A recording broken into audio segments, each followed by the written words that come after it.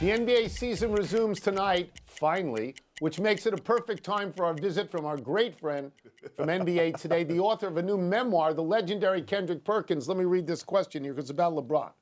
LeBron and the Lakers are back on the court tonight. They need to, make some sort of run in the last 23 games. LeBron said they were most important 23 games of his career. I doubt that, but I will grant that they are important. How optimistic should they be about making a stretch run? You know what's crazy is that wasn't LeBron James the one that was actually complaining about the play-in tournament? And guess who's probably about to benefit from the play-in tournament? LeBron James and the Los Angeles Lakers. But look, they should be very optimistic because they're only 5 games below 500. So if I'm in that locker room and I'm the voice of that locker room, the leader of that locker room, I'm saying, you know what? We're not worried about the 23 games. We're going to chip away with it. We're going to make sure we get to 500. And how are we going to do that? We're going to circle in these next 5 games and go on a 5-game winning streak because their postseason actually starts tonight. But I'm very optimistic that the Lakers could get a run, get into the play-in tournament, and get into the postseason and cause some hell when they get in there. All right, Perk, let's stay in L.A. and talk about Russ.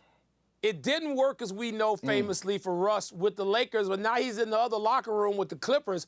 Tell me I'm crazy, but I expect Russ to have impact, a good impact on the Clippers. What do you think? If you crazy, then I'm crazy too because, look, for 2 reasons, all right? The number one reason is Russell Westbrook knows that this is his probably last audition when it comes down to being able to show the league that he could be a missing piece on a contender team or even a piece on the NBA roster. The second thing, when you talk about a guy that brings passion, that brings tenacity to the game of basketball, that's Russell Westbrook. So when I look at a guy like Paul George, who averaged 28 points, his career high, playing alongside Russell Westbrook, I'm looking at Paul George and I'm saying, you need that guy right there to put that key in your back. You need that guy to be the battery of the team. I feel like he's a serious upgrade from John Wall and Reggie Jackson. And Russell Westbrook has never been coached by a coach like Ty Lue. They have the pieces, and I think he will fit in just well, and he will make a difference. Can't wait to watch that battle as well. Perk, another former Laker, Chicago's own Patrick Beverley, has gone home, says he's going to lean on Zach LaVine. Can a guy who's a rotation player come in straight off the street into a new locker room where there's a disappointing season going on and jumpstart it? Is that reasonable? Absolutely. And I always say this, just because you're the franchise guy doesn't make you the leader. Sometimes it's the guys that are role players that are the actual voice and the leader of that locker room. And the one thing about it, I actually believe Patrick Beverley for the simple reason I saw him do it. I saw him do it in Minnesota when they finally made the playoffs last year, and he was crying like they won the NBA championship, and everybody was making fun of him. But the reason he was so emotional was because he went there and his presence was felt. He got a contract extension solely off of being the leader in that locker room and guiding that young club to the postseason. Think about that for a minute. You drank the Kool-Aid on Patrick Beverley. Perk, how could you do that? Let's move on. Let's move on. Kevin Love is a big name going to the Miami Heat, but do you expect him to be a big contributor as well? You know what? We talk about the Celtics, right, being the favorite, and rightfully so. We mentioned the Milwaukee Bucks with the leadership of Giannis Antetokounmpo, and we also talk about the Philadelphia 76ers. And time again, including myself, we disrespect the Miami Heat, the culture, the all-star, superstar powers that Jimmy Butler has when the postseason comes around, the play of Bam out of the Bayou, the coaching of Eric Spoelstra. And yes, Kevin Love can have an impact. I think he needed a change of scenery. He needed to be in that culture where he has a guy on the bench like Udonis Haslem who's going to hold him accountable. And we know that he's going to be in shape. And what is the Heat missing? They're missing shooting. So you could play him and Bam alongside each other because of K-Love's ability to stretch the floor. And let's not forget, K-Love was a vital piece to the Cavs coming back on the Warriors down 3-1. Like, he stepped up tremendously in that series, so he has the playoff experience. He knows how to handle the big moments, and the one thing about it, it's hard to replace a stretch big. It's hard to get a stretch big in this league, and that's what Kevin Love has mastered in his career, is stretching the floor and knocking down three-point shots. So good to see you again on the show. Thank you, Perk. I know we get back at it tonight. I appreciate you, my brothers. Happy It's TV been too watching. long. Yeah. Happy 86th birthday, Tom Osborne. Osborne was the coach the last time Nebraska was great. He took over for Bob Devaney, who was also great. Between them, they had 5 national champions. Devaney won in 1970 and 1971, and he had Johnny Rodgers. Osborne won in 1994, 1995, and 1997, and he had Tommy Frazier and Scott Frost. Osborne's record in Nebraska, 255, 49, and 3. That's an 86.3% winning percentage. Combined, Osborne and Devaney were 356, 69, and 5 at Nebraska. Osborne stepped down in 1997, and since then, Nebraska has gone through Frank Solich, Bill Callahan, Bo Pelini, Mike Riley, Scott Frost. Now they're on Matt Rule. Some had good seasons, but never a championship. About 5 years ago, Tony, at a Northwestern Nebraska game, our then athletic director, Jim Phillips, said to me, hey, listen, let's go down on the field and shake hands with Tom Osborne and see if we can just chat him up for a while. And we did. And Osborne's in a cashmere red Kornhusker jacket, and he looks great. Right.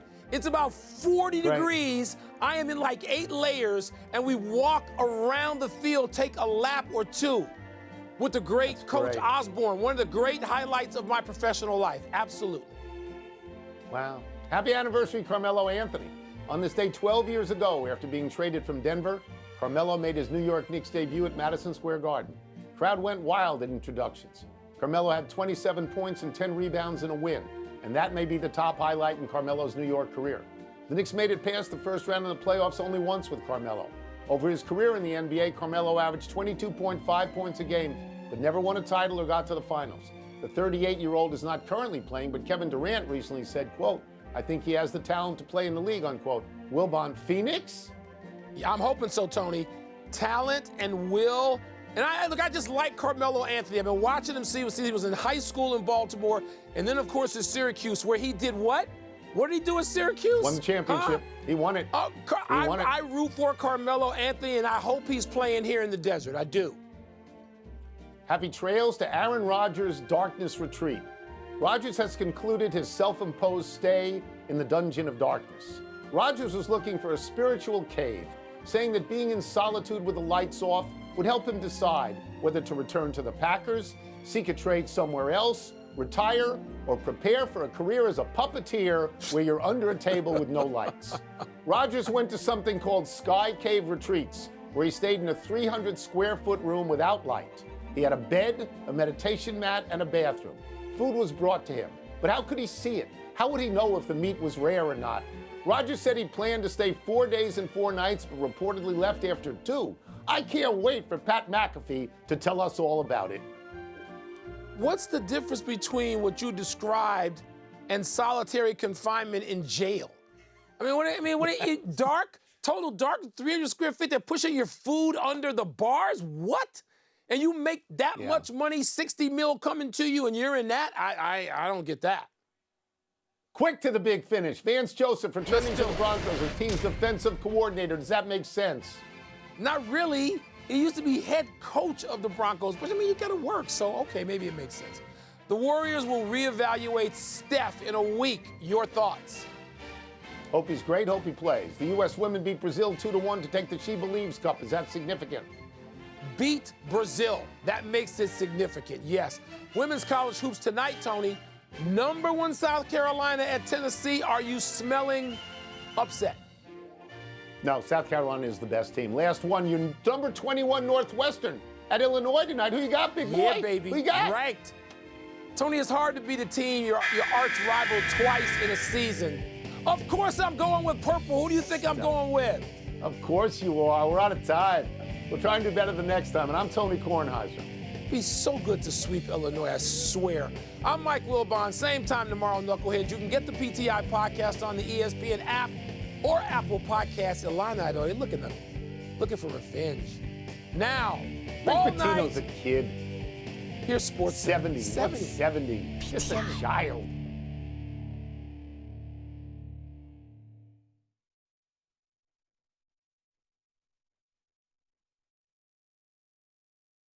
The Big Finish is brought to you by Dick's Sporting Goods. Every season starts with Dick's. Quick to the big finish. Vance Joseph returning to the Broncos as team's defensive coordinator. Does that make sense? Not really. He used to be head coach of the Broncos, but I mean, you got to work, so okay, maybe it makes sense. The Warriors will reevaluate Steph in a week. Your thoughts? Hope he's great. Hope he plays. The U.S. women beat Brazil 2-1 to take the She Believes Cup. Is that significant?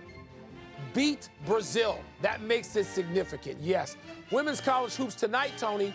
Number 1 South Carolina at Tennessee. Are you smelling upset? No, South Carolina is the best team. Last one, your number 21 Northwestern at Illinois tonight. Who you got, big boy? Yeah, baby. Who you got? Ranked. Tony, it's hard to beat a team, your arch rival, twice in a season. Of course I'm going with purple. Who do you think I'm going with? Of course you are. We're out of time. We'll try and do better the next time. And I'm Tony Kornheiser. Be so good to sweep Illinois, I swear. I'm Mike Wilbon. Same time tomorrow, Knuckleheads. You can get. Thanks for watching ESPN on YouTube. For live streaming sports and premium content, subscribe to ESPN+.